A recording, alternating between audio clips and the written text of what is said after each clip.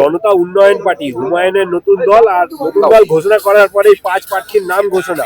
হুমায়ুন নিজেও লড়বেন 2টি বিধানসভা কেটে। ভোটের ময়দানে হুমায়ুনের এই নতুন দল বিজেপি কতটা সুবিধা করবে বলে? দেখুন, ব্যাপারটা হচ্ছে কে কাকে সুবিধা করবে, কে অসুবিধা করবে, সবাই কথা বলবে, 1 নম্বর কথা। দ্বিতীয় কথা হচ্ছে, আমরা পশ্চিমবাংলার বিজেপি এবং তৃণমূল যেভাবে এই 2 দল মিলে শাসক এবং প্রধান বিরোধী দলে থেকে বাংলার মানুষকে শোষণ করছে, এর বিরুদ্ধে আমরা ঐক্যবদ্ধ হয়ে লড়াই করার চেষ্টা করছি।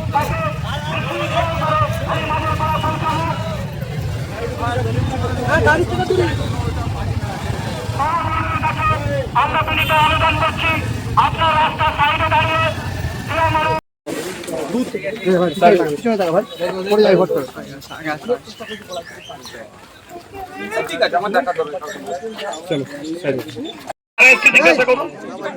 সুতরাং এখানে আমি পার্টি হ্যানকান টিকিট নিয়ে দেওয়ার প্রশ্ন নয়।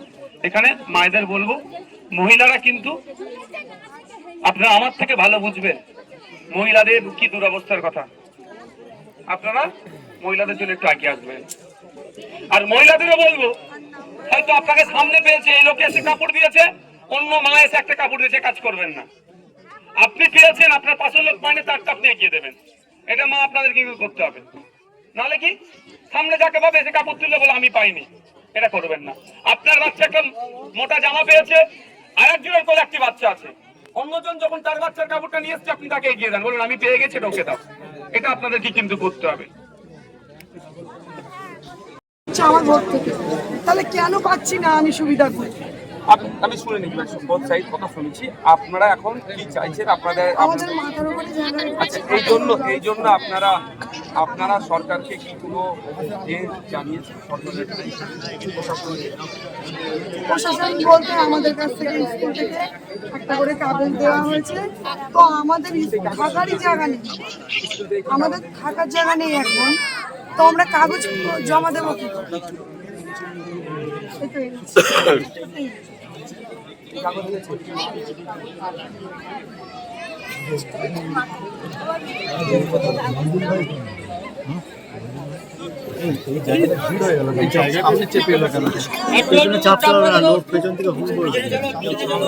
পেছনে চাপো না।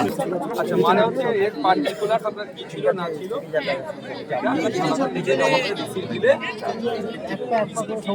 এটা বললে ওনারা কি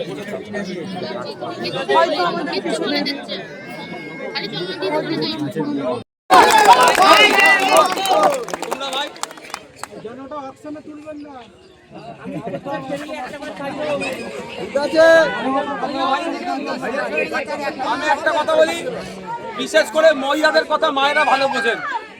আমরা ছেলে, আমাদের থেকে মহিলাদের সমস্যার কথা আপনারা আরো ভালো বুঝেন।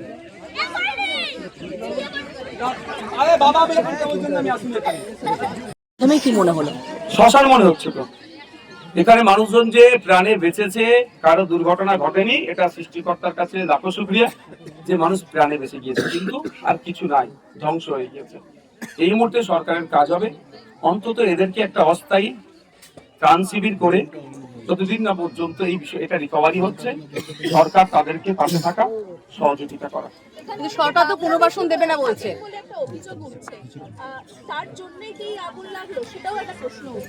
হ্যাঁ, প্রশ্নটা ভ্যালিড কোশ্চেন এখানে উঠেছে। আমিও বলছি, যদি কেউ এখানে বাংলাদেশি থেকে থাকে, তার পক্ষে আইএসএফ থাকবে না, নওশাদ সিদ্দিকী থাকবে না, কারণ অবৈধ নাগরিকের সাথে আমি দিতে পারবো না। আমি মনে করি এখানে বৈধ নাগরিক আছে, এরপরে যদি অবৈধ নাগরিক থেকে থাকে তাহলে কাজ হবে এখানকার যারা সুবুদ্ধি সম্পূর্ণ মানুষ, লোকাল প্রশাসনকে জানানো। লোকাল প্রশাসন প্রয়োজনে এসে তাদের আইডেন্টিটি চেক করবে, তাদের ন্যাশনালিটি চেক করবে। তার সাথে আগুন লাগানোর কোনো সম্পর্ক আছে বলে মনে করছি না। তবে আগুন লাগানোর পরে যে ইনসিডেন্ট একটা ঘটনা ঘটেছে, সেটা কিন্তু আমাদেরকে ভাবাচ্ছে এই আগুন লাগানোর কি কারণ আছে। যদি আগুন লাগানোর বিষয়টা নিয়ে প্রয়োজনে জনস্বার্থ মামলা করা যায় নাকি, সেই দিকে এগোবো। আমি আইনের বিশেষজ্ঞ যারা, তাদের সাথে কথা বলবো। তবে আমাকে দুটো বিষয় খুব ভাবিয়েছে। একটা হচ্ছে অদূরই ফায়ার স্টেশন আছে, কিন্তু প্রায় 1 ঘন্টা পরে ফায়ার ব্রিগেডের গাড়ি এসেছে। দ্বিতীয় হচ্ছে, ফায়ার ব্রিগেডের গাড়ি আসার পরে নাকি এখানে ওই যে পানি ক্লিয়ার করবে যে নলটা নাকি কারা কেটে নিয়ে চলে গিয়েছে, আর সবকটা নলই কেটে নিয়ে চলে গেল।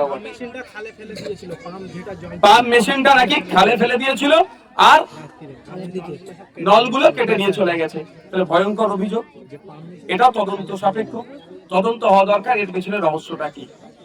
আপনি যেটা বলছেন বারংবার উনি অভিযোগ করছেন যে পরপর 3বার অগ্নিকাণ্ডের ঘটনা, সেখানে কোনো 3বার অগ্নিকাণ্ড অন্তর্ঘাতের। হ্যাঁ, আমার এখানে লোকাল একজন ব্যক্তির সাথে কথা বললাম, তিনি বললেন একবার নয় একাধিকবার, 3বার এই বস্তিতে আগুন লেগেছে। এটা একটা নাটকের ব্যাপার না, এটা জোক নয়, এটা একটা অত্যন্ত গভীর রহস্য থাকতে পারে। অন্তর্ঘাত কি উচ্ছেদ কি সিম্প্যাথি নিয়ে একাধিক বিষয় কিন্তু থাকতে পারে, সেটা তদন্ত সাপেক্ষ।